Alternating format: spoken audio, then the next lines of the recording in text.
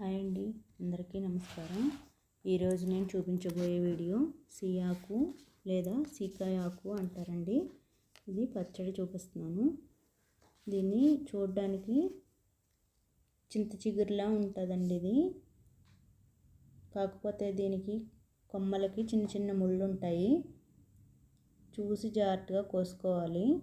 అంతేకాదండి, ఇది చింత చిగురులానే పుల్ల పుల్లగా ఉంటుంది, టేస్ట్ కూడాను.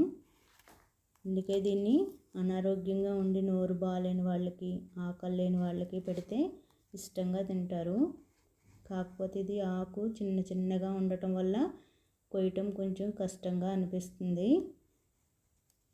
అందువల్ల ఈ సియాకుని ఈజీగా ఎలా కొయ్యాలంటే, శుభ్రమైన ఒక క్లాత్ తీసుకుని దానిపైన ఈ సియాకు కొమ్మల్ని వేసి దానిపైన మళ్ళీ ఒక క్లాత్ వేసేసి ఒక రోజంతా ఎండలో పెడితే ఈ ఆకులన్నీ కూడా కొమ్మల నుండి సులభంగా రాలిపోతుందండి. ఆ తర్వాత వీటిని ఉపయోగించుకోవటం ఈజీగా ఉంటుంది.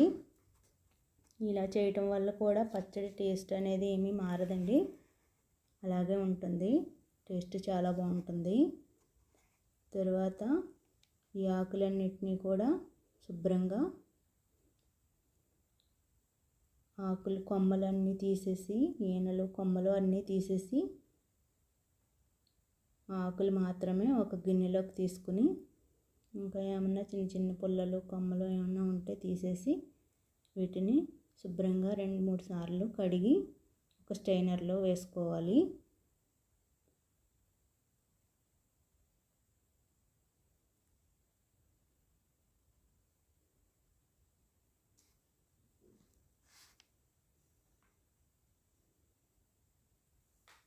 ఈ పచ్చడి పూర్వకాలం పెద్దవాళ్ళందరూ చేసి పెట్టేవారండి.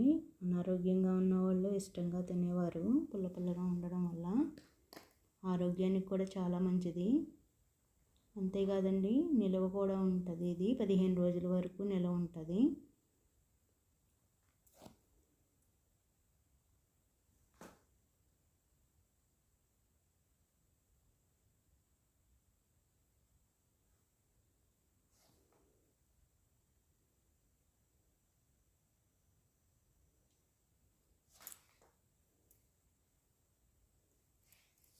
ఇప్పుడు పచ్చడికి కావాల్సిన పోపు దినుసులన్నీ కూడా వేయించుకుందామండి.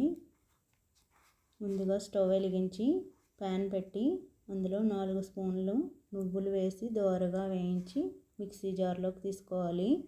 తరువాత అదే ప్యాన్లో 2 స్పూన్లు ఆయిల్ వేసి అందులోని గుప్పెడు ధనియాలు, 1 స్పూన్ జీలకర్ర,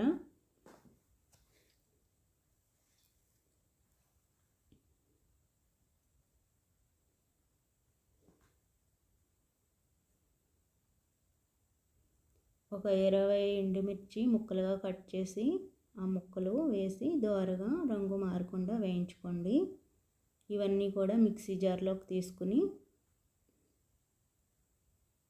మెత్తగా మిక్సీ పట్టుకోండి. తర్వాత అదే ప్యాన్ పెట్టి ఆయిల్ వేసి స్ట్రైనర్లో ఉంచిన సియాకుల్ని వేసి కలర్ మారకుండా దోరగా వేయించి పెట్టుకోవాలి.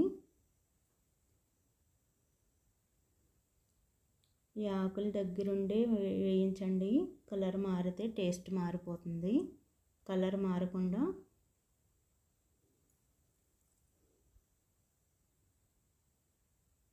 వేయించిన ఆకుల్ని ముందుగా మిక్సీ జార్లో వేసిన పోపు దినుసులతో పాటు ఒక 4 వెల్లుల్లి రబ్బలు, రుచికి సరిపడినంత ఉప్పు, వేయించిన సియాకులు వేసి మెత్తగా మిక్సీ పట్టుకోండి. కొద్దిగా చింతపండు కూడా మీకు టేస్ట్కి సరిపోదు, పులుపు అంటే వేసుకోండి, లేదంటే స్కిప్ చేయొచ్చు.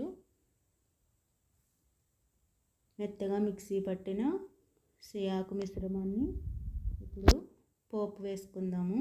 దీనికి ముందుగా స్టవ్ వెలిగించి మరలా పాన్ పెట్టి ఆయిల్ వేసి పోపు దినుసులన్నీ కూడా వేసి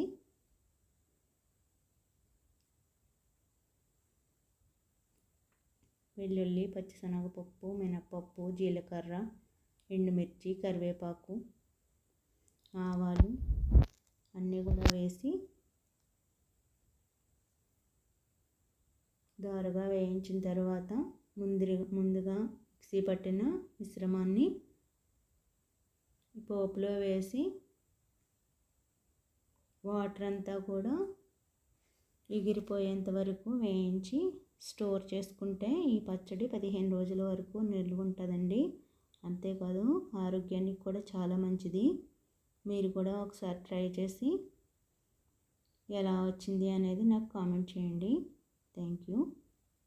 వీడియో నచ్చితే కనుక షేర్ చేయండి, లైక్ చేయండి, సబ్స్క్రైబ్ చేసుకోండి. Thank you.